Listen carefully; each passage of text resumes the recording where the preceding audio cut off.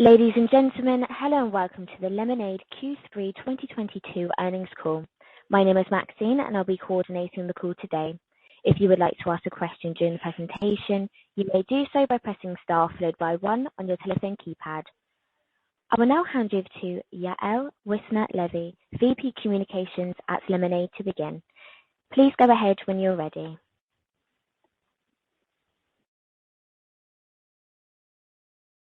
Good morning and welcome to Lemonade's third quarter 2022 earnings call. My name is Yael Wissner-Levy and I'm the VP Communications at Lemonade. Joining me today to discuss our results are Daniel Schreiber, Co-CEO and Co-founder, Shai Wininger, Co-CEO and Co-founder, and Tim Bixby, Chief Financial Officer. A letter to shareholders covering the company's third quarter 2022 financial results is available on our investor relations website, investor.lemonade.com. Before we begin, I would like to remind you that management's remarks on this call may contain forward-looking statements within the meaning of the Private Securities Litigation Reform Act of 1995. Actual results may differ materially from those indicated by these forward-looking statements as a result of various important factors, including those discussed in the Risk Factors section of our Form 10-K filed with the SEC on March 1st, 2022, and our other filings with the SEC. Any forward-looking statements made on this call represent our views only as of today, and we undertake no obligation to update them.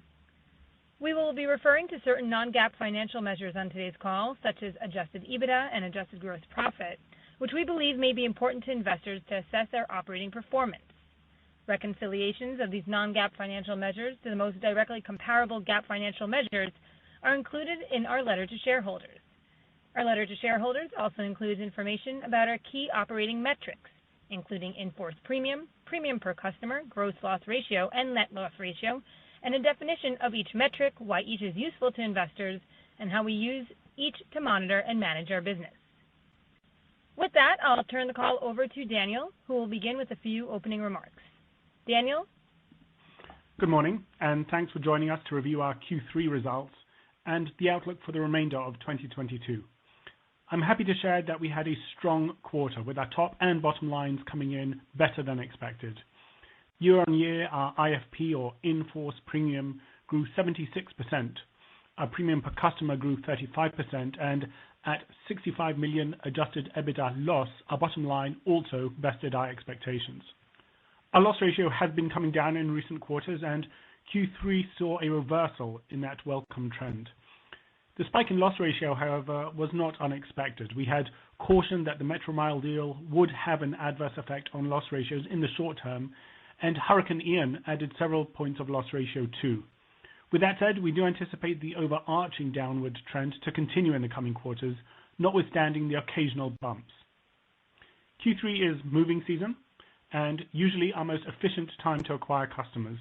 COVID played a little havoc with seasonal patterns in recent years, but this year the familiar seasonality was back and on full display.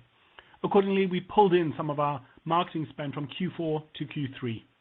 This helped boost our Q3 top line, but will come at the expense of growth in Q4. All told, we expect our second half of the year to be as guided, although the allocation between the quarters has been jiggered to optimize our spend. Much else has happened since our last call, but two highlights are a deal we announced with Chewy and a launch in the United Kingdom. Starting with Chewy, Chewy is the foremost destination for pet parents in the US, and in the spring they will start selling Lemonade Pet to their 20 million customers. Chewy's revenue share compensation consists of a few components, but will be paid out primarily in the form of Lemonade equity. We're thrilled Chewy chose Lemonade, and we're thrilled they chose Lemonade stock. In addition to amounting to a huge vote of confidence in what we're building, this structure aligns our interests, with Chewy incentivized to drive sales of Lemonade Pet and deliver long-term growth at an extraordinarily low cash burn for Lemonade. As for our launch in the UK, at the risk of sounding too sappy, this is a meaningful step for us. Insurance as we know it hails from the UK, and on a personal note, so do I. So both professionally and personally, bringing Lemonade to the UK is a homecoming of sorts. Beyond the sentimentality of it all, the UK is the largest insurance market in Europe, and so represents a material addition to our total available market. Finally, we're looking forward to next week's Investor Day, where myself and others on the leadership team we'll go deeper into our strategy, metrics, path to profitability, and how we're running the business. We'll be sharing more about our AI, lines of business, and our financial modeling than we've ever done before, and we very much look forward to seeing you there. If you haven't registered yet, please head over to our investor.lemonade.com site and sign up under the news section. And with that, let me hand over to Tim. Tim, over to you. Great, thanks, Daniel. I'll give a bit more color on our Q3 results, as well as expectations for the fourth quarter and the full year, and then we'll take your questions. We had another strong quarter of growth driven by additions of new customers, a portion of them related to the acquisition, as well as a continued increase in premium per customer. In-force premium grew 76% in Q3 as compared to the prior year to $609 million. We believe that this key operating metric is useful to understand the full scope of our top-line growth before the impact of reinsurance and regardless of the timing of customer acquisition during the quarter. Premium per customer increased 35% versus the prior year to $343. This increase was driven primarily by the Metromile acquisition impact and to a lesser extent the combination of increased value of policies over time, as well as a continuing mix shift toward higher value homeowner, car, and pet policies. Gross earned premium in Q3 increased 71% as compared to the prior year to $136 million, roughly in line with the increase in in-force premium. Revenue in Q3 increased 107% from the prior year to $74 million. The growth in revenue is driven by the increase in gross earned premium as well as a reduction in the proportion of premium ceded to reinsurers to 55% in the quarter as compared to 70% in the prior year. Our gross loss ratio was 94% for Q3 as compared to 77% in Q3 2021 and 86% in Q2 2022. Operating expenses excluding loss and loss adjustment expense increased 33% to $110 million in Q3 as compared to the prior year. And this is primarily driven by increased personnel expense, stock-based compensation expense, and legal and professional fees, partially offset by lower sales and marketing expense. We also continue to add new Lemonade team members in all areas of the company, though at the more modest pace we've seen for several quarters, in support of customer and premium growth and geographic expansion. Global headcount grew 36% versus the prior year to 1,371, primarily due to the impact of the closing of the Metromile acquisition in July. Net loss was $91.4 million in Q3, or $1.37 per share, as compared to the $66.4 million net loss we reported in the third quarter of 2021. While adjusted EBITDA loss was $65.7 million in Q3, as compared to $51.3 million in the third quarter of 2021. Our total cash equivalents, and investments ended the quarter at approximately $1.1 billion, reflecting an increase of $164 million due to the Metromile acquisition, partially offset by a use of cash for operations and capital expenditures of $131 million since year-end 2021. With these goals and metrics in mind, I'll outline our specific financial expectations for the fourth quarter and an updated full year 2022. For the fourth quarter of 2022, we expect in-force premium at December 31 of between $612 and $615 million, gross earned premium between $147 and $150 million, revenue between $77 and $80 million, an adjusted EBITDA loss between $65 and $62 million, stock-based compensation expense of approximately $16 million, capital expenditures of approximately $3 million, and a share count weighted for additional shares issued in connection with the Metromile acquisition, totaling approximately 70 million shares. And for the full year, we expect, again, in-force premium December 31 between $612 and $615 million, gross earned premium between $486 and $489 million, revenue between $245 and $248 million, an adjusted EBITDA loss between $238 and $235 million, stock-based compensation expense for the full year of approximately $60 million, capital expenditures of approximately $11 million, and a share count, again weighted for additional shares issued in connection with the Metromile acquisition, totaling approximately 65 million shares. And finally, a reminder, again, that our first Investor Day is happening next Tuesday, November 15th, starting at 9 a.m. Eastern Time in our New York offices and via webcast. Please RSVP if you haven't already, using the link provided in our shareholder letter, or join us via webcast during or following the event. And with that, I would like to turn the call back to Shai. Shai? Thanks, Tim. We'll now turn to the top voted shareholders' questions. And the first one is coming from Darren, who's asking how much growth should we expect to see from the Chewy partnership, and will it include any alliance with PetSmart? So we're really excited about the Chewy partnership, and we believe that the deal can easily deliver significant growth at extraordinary low cash burn. Being able to offer Lemonade Pet to Chewy's 20 million customers and those they'll add in the coming years can easily become one of our primary growth channels for Lemonade Pet. By the way, this partnership relies heavily on the Lemonade API, which we continue to strengthen as we grow our partnership-based distribution channels. I believe that using our technological advantage to integrate with partners quickly is strategic for Lemonade. To the second part of your question, PetSmart was once owned by Chewy, but the two brands separated, I believe, in 2020, and so the deal does not include any alliance with them. The next question comes from Paperbag Investor, who wanted to get an update on the Metromile integration. And he also asked about a comment Daniel made of us waiting for regulators to approve rates before loss ratios can improve. Well, it's been just a few months since the Metromile deal closed, but the synergies between our teams, data, and tech stack are in full force. In fact, out of the Metromile employees offered a role at Lemonade, 100% have accepted it, and it's already impossible to tell who's a former Metromiler and who's not. Regarding Metromile's loss ratio, you're right. Some regulators take more time to approve rate changes than others.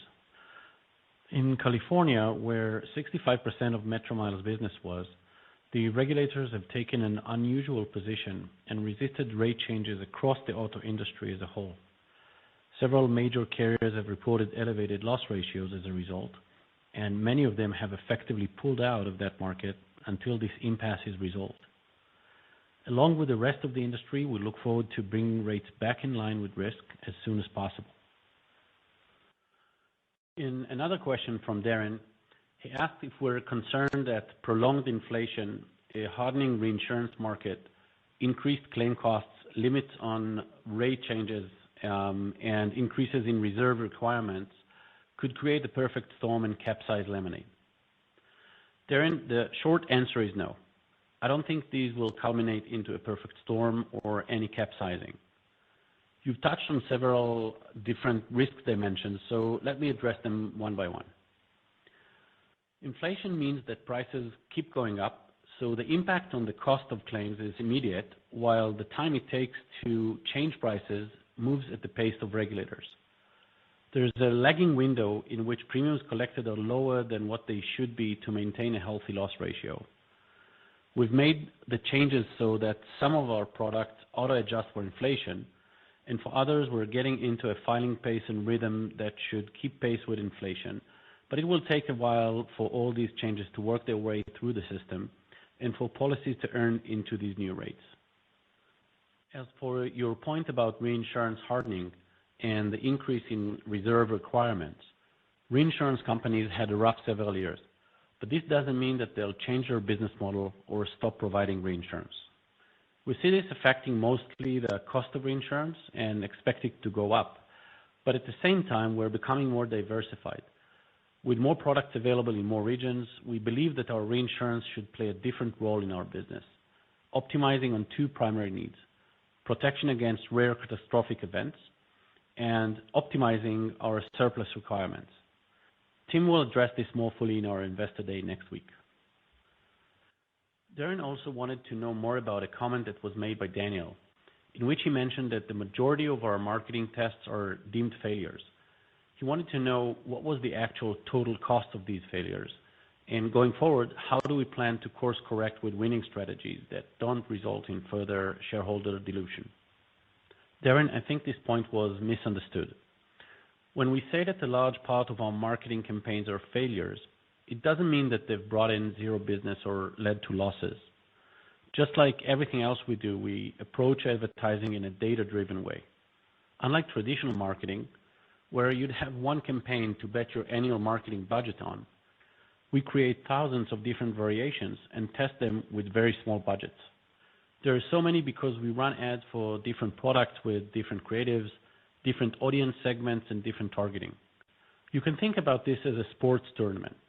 We run many ads and put small budgets behind them to see which one works. We then take the winners, apply what we've learned to improve them, and then have them compete against each other. This process leaves you with the best performing ads while spending a fraction of the cost of a full campaign. You also learn a lot in the process, so the next set of ads will perform better straight out of the gate. In another question, George wanted to know what is our top priority for 2023. Thanks for the question, George. Our primary focus for 23 is our path through profitability, which translates into three main pillars: loss ratio, cross-sells, and efficiency. As a reminder, we are in the midst of making hundreds of changes in all of our product lines to adjust for inflation and accuracy based on our customers' lifetime value predictions. On our screens, we're starting to see encouraging signs of improvement, and our team will continue this focus throughout the year. On cross-sells, we're seeing continued improvement as our team focuses on bundling, upsell, and cross-sell initiatives through our newly created customer group. And on efficiency, we'll be focusing on further improvement of our APIs and our ability to integrate with distribution partners, as well as invest in Blender and our internal automation tools.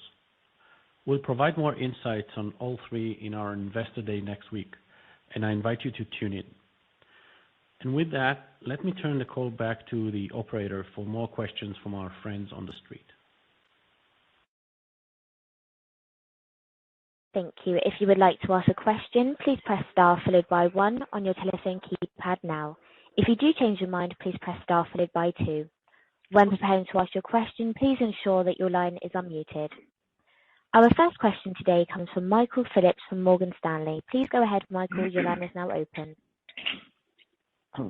Thank you. Good morning, everybody.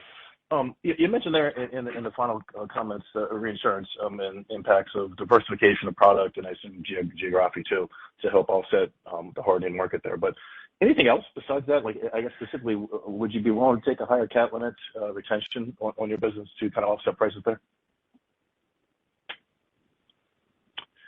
Yeah. Hey, Mike. The short answer is yes.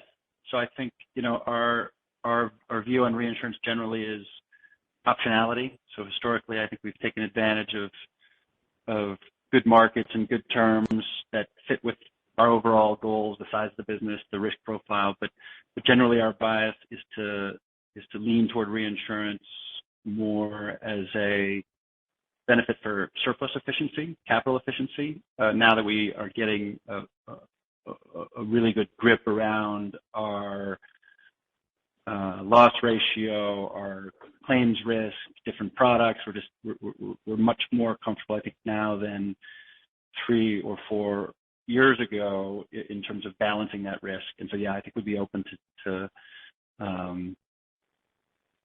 taking a little more risk, balancing the terms, and we'll kind of see how the market plays out. Our next renewal is coming up not till mid-year next year, but we would be open to that. Okay, thank you, Tom. And then I don't know if you're willing to give kind of the mix of home versus renter today versus another prior period, but I guess I'm curious just to hear your thoughts on the impact of inflation between those two sets of books, how inflation affects a renter policy differently than a homeowner's policy. Yeah, so it definitely affects both, but more concentrated in homeowners, just because of the more likely significance of reconstruction, remodeling, sort of the heavy duty stuff that usually happens, whereas in renters, you're usually talking more about possessions. But the reality is inflation is really across the board. And so more concentrated in the home, but we're really looking at doing our best to offset and mitigate inflation in all of our products.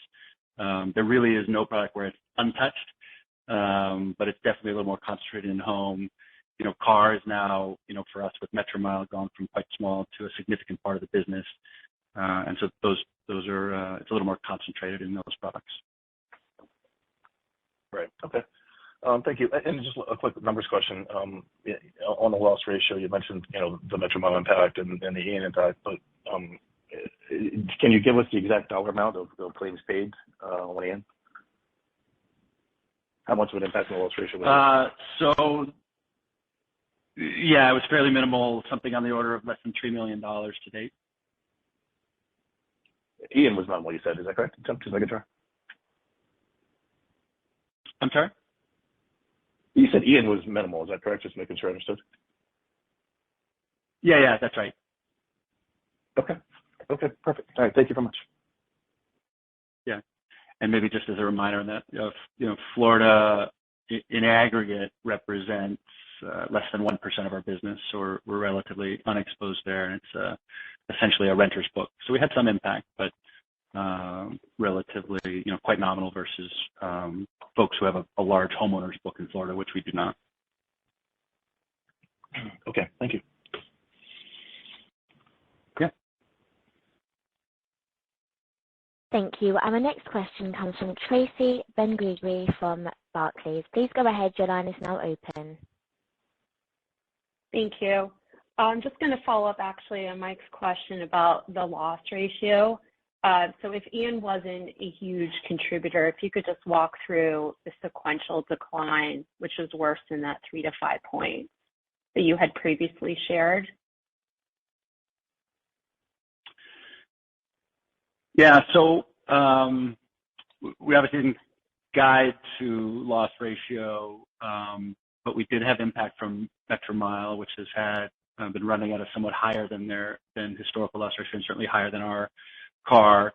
And then home, while we've made a healthy number of filings, only about a quarter of the book of business or so has aged into those filings, and so we're still seeing that benefit. It'll take several quarters before the existing filings have an impact on that business, but we'll continue to sort of work hard to keep up with the inflation impact. So I think of it as home, Metromile, and the other parts were more or less as expected. Maybe on Metromile, I mean, auto is a tough market. What are you seeing specifically? I don't know if you can make any comments on bodily injury or physical damage severity claims.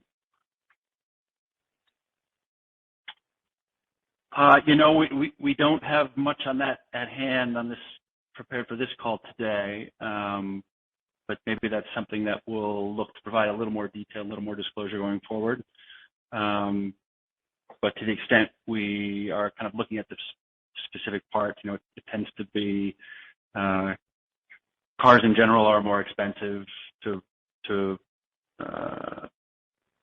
repair, and so from our experience in our book of business, which we have a little bit longer experience versus Metromile, it tends to be more around the repair, replace, as opposed to the injury. But that's probably something where we'll think about maybe providing a little more color in the coming quarters. All right, so maybe this question you're more prepared to answer. How do you see your business mix shifting post-Chewy deal and Metromile amongst pet insurance, home renters, and auto? So I wouldn't describe Chewy at this point because it's early, hasn't really launch next year formally. What the benefit it really gives us is an ability to add significant pet policies potentially, but at a much lower cash cost. And so we'll have some optionality there. If we see nice incremental growth through the Chewy partnership, we can choose to let that flow through and increase the natural growth rate of pet, or we could also offset and grow some of our other lines of business, knowing that we'll achieve our pet goals through the Chewy channel versus through the direct channel. So we have kind of that choice, and we'll have to see how that plays out. We've got a healthy target in the first year, and it grows over time. And we think it's a really nice structure where it'll give us significant pet policies if we achieve those targets at a much lower cost. In terms of overall share, I wouldn't at this point. I wouldn't expect a dramatic shift in share, but pet has continued to grow modestly. It's at a a pretty sizable share, 20% of the overall book, but I would assume that it'll continue to represent a healthy portion of the total book. Thank you.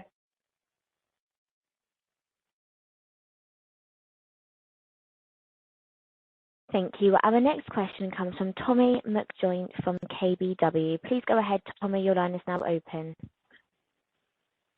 Hey, good morning, guys. Thanks for taking my questions. The first one, could you talk a little bit about some of the math, or at least some of the theory behind your reference to that optimal cash burn equating to 20 to 25% growth? And what sort of runway does that give you, given your existing capital resources? Sure. So, a couple of the data points that we've shared, obviously our cash balance is there. We'll put out the Q today, but think of it as roughly just under 1.1 billion in cash investments equivalents.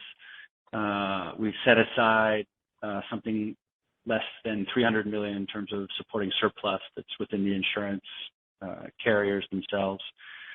So looking out over the coming years, and this is something we're going to get into a fair bit more detail at our investor day, and so we don't want to jump the gun on that, but we think about our growth rate as a primary lever of how much cash we burn, and it's really a growth rate of our choice. I think sometimes there's a misconception that if our growth is slowing, it's because the market demand is changing. That's not the case. It's us choosing to grow at a certain pace because our unit economics on acquiring new customers are quite healthy and quite predictable. So we've dialed back the growth rate. You saw it in Q3. You see it in the guidance for Q4. And you're exactly right. That sort of 20+% growth rate gives us comfort that we've got not months or quarters of run rate, but many years of runway before we have to be concerned about the ultimate availability of capital. Got it. Thanks. And then switching over back to a question on the Chewy partnership. Just want to clarify, is Chewy's compensation there solely driven by the top line number of policies or I guess referrals rather than the underwriting profitability of those policies? And then as a follow-up, do you think that the concept of paying those partners with warrants or stock to be part of kind of a regular playbook as you explore new partnerships? So on the first question, yes, the structure is on customer acquisition. We are very comfortable with what customers do and once they enter the Lemonade funnel, and so it's really focused on giving us access to 20 million fairly happy Chewy customers and doing our best to leverage Chewy's capabilities there and bring them into the Lemonade family. But they will become true Lemonade customers in every sense of the word and go through our underwriting process. Just as any other pet customer. In terms of the structure, I would look at our history. So this is the first time we've done this. The bar is very high, and there are structures that are much simpler, but this is one where the scope of their customer reach, the strength of their brand name, and the synergies with pet as really a core of our business made everything sort of fit and come together where we're willing to structure it with equity. There are very firm guardrails around that equity, so that it must be earned.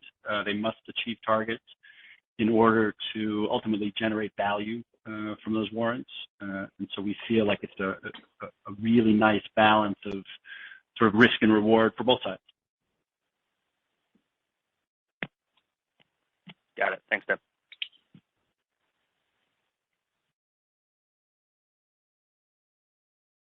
Thank you. Our next question comes from Andrew Kligerman from Credit Suisse. Please go ahead. Your line is now open. Hi, good morning. Could you share with us some of the products and distribution channels which kind of incented you to spend a bit more on your marketing this quarter?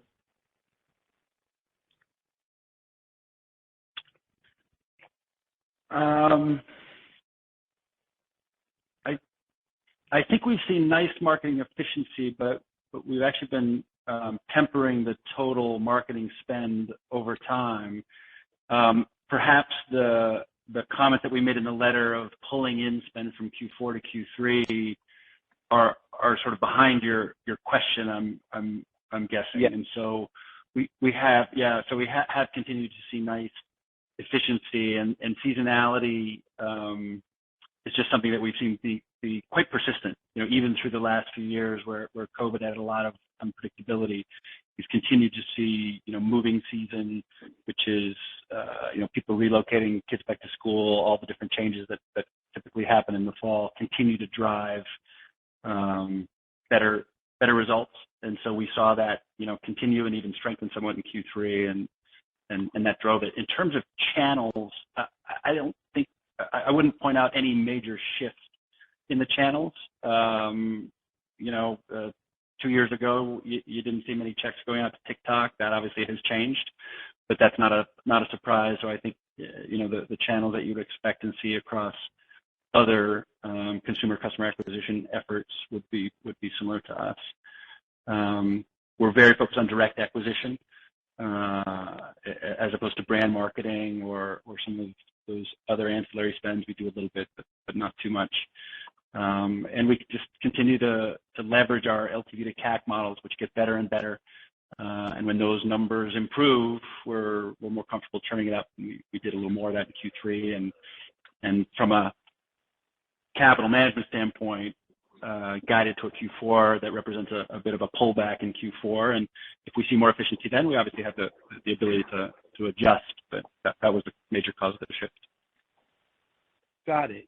And then, unfortunately, my line was breaking up when I heard you talking about loss ratio and rate. So apologies if this was touched on. But in the auto insurance line, could you specify what your underlying loss ratio was, ex cat, ex prior year development, again in the auto line, and then also in the auto line, what was your aggregate rate increase across the country in what you filed and received in the quarter? So that is more detail than we've disclosed, though very interesting, of course. We're going to get into a little more detail around car loss ratios and how we see it breaking down by product in our investor day again. So I'll punt until that. I think for a reasonable feel for how loss ratios in car generally have evolved, I would point to the public filings of Metromile previously, where the loss ratios have been above 100% for some time. So over time, we expect to bring those in line with the rest of our product goals towards a much lower rate. But for now, those rates, you can assume, have persisted at an elevated level. Okay, we'll look forward to hearing about it next week. Thanks.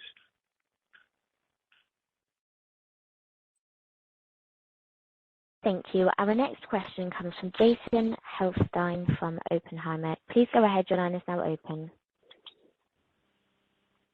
Hi, this is Steve on for Jason. So just two quick questions. One is, can you help us understand the impact on Metromile for third quarter gross profit? And then secondly, how do you think about scaling the auto insurance side of the business over the next 12 months and the impact on the P&L? Thank you very much. So we don't break out Metromile. We're really reporting as one consolidated company at this point. I can give you some data points to get you in the right direction. So historically, if you look at Metromile's standalone premium levels, you would see numbers in the earlier this year 117. Tracking down to roughly 110. So it's fair to assume that if you isolated Metromile, it would still be above $100 million in IFP. And so with that combined with their historical loss ratios of above 100, you can kind of let that flow through and see that would have a pretty material impact on the gross margin line, but we don't break out Metromile specifically. The loss ratio in general, I think, is the primary driver of the gross profit change. And so as that loss ratio comes closer to our target, I would expect that the gross margin and the adjusted gross margin, as we report them, to come back in line with what we saw when our loss ratio a couple years ago was in the 70s.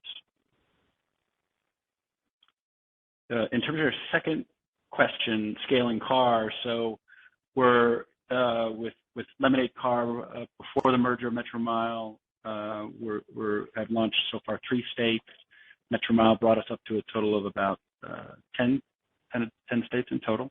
And then we have a plan. We haven't disclosed state by state, and we typically don't in advance because we're a little opportunistic about moving things around. It's not always in our control, the exact date of launch from a regulatory perspective. But I would you should expect additional launches over the course of all of 2023.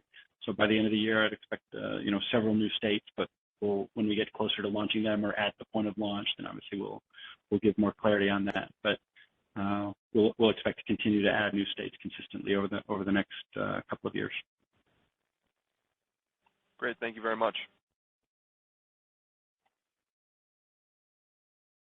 Thank you. As a reminder, if you would like to ask a question, please press star followed by 1 on your telephone keypad now. Our next question comes from Josh Shanker from Bank of America. Please go ahead, Josh. Your line is now open. Yeah, thank you for taking my question. My first question relates to the guidance for premium in force in 4Q. It's very little higher than it is in 3Q. My guess is that you're going to be non-renewing some Metromile customers and growing in other places. And if that supposition is correct, I'm wondering if you can talk about that plan. Yeah, that's a fair proxy. So again, Metromile is no longer viewed by us as a standalone business. It's part of Lemonade. Our car product is made up of pay-per-mile, which historically was Metromile, as well as a fixed price product. But if you were to isolate it to exactly those customers acquired through Metromile, there's a typical attrition rate, and we're not investing heavily at this point to grow that business. And so that in the Q4 guidance, you see that historical Metromile number coming down. It's actually been a pleasant surprise. The retention rate has been solid and a bit actually better than our expectations, which is providing some benefit to the IFP growth. And then the remainder is really our reduction of spend in Q4, part of which we pulled into Q3. And so you'll see a growth rate that increases the size of our overall business, excluding Metromile, and compensates for some of the natural attrition that's happening in that Metromile customer base. Hi there. Sorry, lost for a second. And then the on a Chewy deal, Trupanion already sells the pet insurance product through Chewy. I'm wondering if you think this marketplace becomes one where Lemonade is one of several brands sold on that website, and whether you're competing on product and price or whether you're competing on exclusivity. And maybe, I don't know, you've probably looked at Trupanion's success, though. They haven't really sold that much product on Chewy, so to speak. How might you approach differently? Yeah, so we, while we're aware of the competition, it's not really a primary focus. So we like the ability to be open to all channels, and therefore it's not an exclusive structure for either of us. We want to be open to other channels and working with other partners.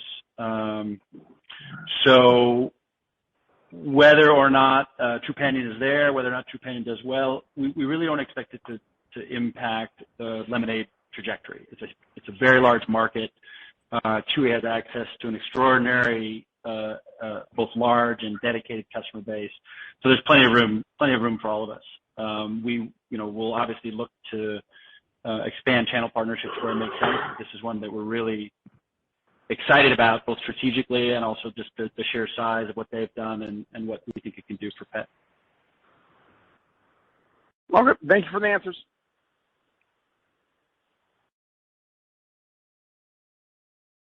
Thank you. We have no further questions, so this concludes our call today. Ladies and gentlemen, thank you all for joining. You may now disconnect your lines.